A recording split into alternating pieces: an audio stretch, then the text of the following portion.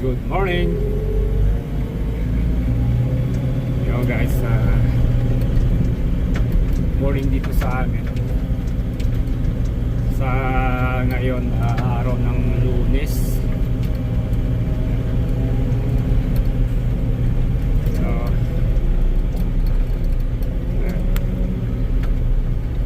bali dito sa Canada kasi guys, kailangan natin matuto ng lahat ng trabaho, lahat ng klaseng trabaho. Basta willing lang yung boss natin na magturuan tayo at willing din tayong matuto. Bakit hindi, di ba? So ngayon eto, natutunan ko na rin itong pag-drive ng telehandler kasi may mga pinapagawa si boss na minsan kailangan i-drive tong telehandler. Kaya sabi ko, sige, i-drive na lang natin para matuto naman tayo sa mga ibang gawain. At willing naman siyang turuan tayo, kaya ito, drive na natin. Dito na tayo sa Canada kaya kailangan na nating magsikap kasi dito sa Canada kaliwat kanan yung mga bayarin natin, kaya kailangan matuto din tayo sa lahat ng klase ng trabaho para just in case na hindi naman sa naasahan matanggal tayo sa trabaho, at least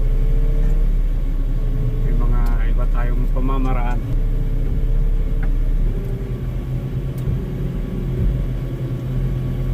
Oops.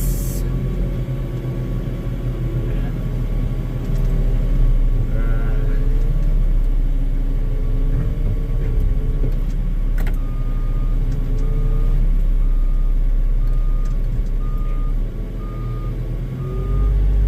Pala dito guys, dito sa Canada kailangan natin matuto sa lahat ng trabaho.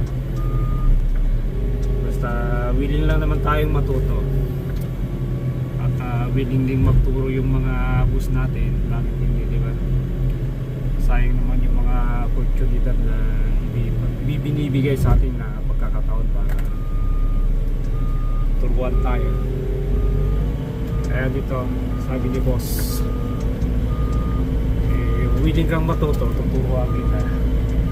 Kaya sabi ko, bakit hindi? So, ito. Pati pagdadrive na ng telehandler, tinuro na niya sa akin. Kaya magpapasalamat ko lang kay boss kasi sobrang bait niya sa akin. Sa amin mga Pilipino dito na magkakasama dito sa trabaho namin. Hindi niya kami tinuturing na mga bata, kumbaga tinuturing niya kami parang kaibigan. Yun yung maganda dito sa boss namin. Kaya kahit naman na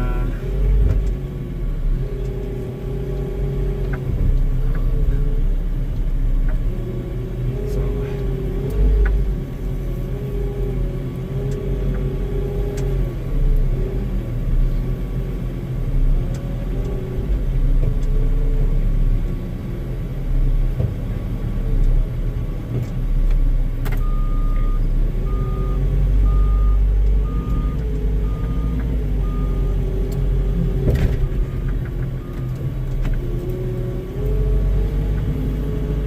dito kasi sa Canada guys, kailangan marami kang alam ng trabaho kasi dito na tayo para kailangan na rin natin pagsikapan kasi yun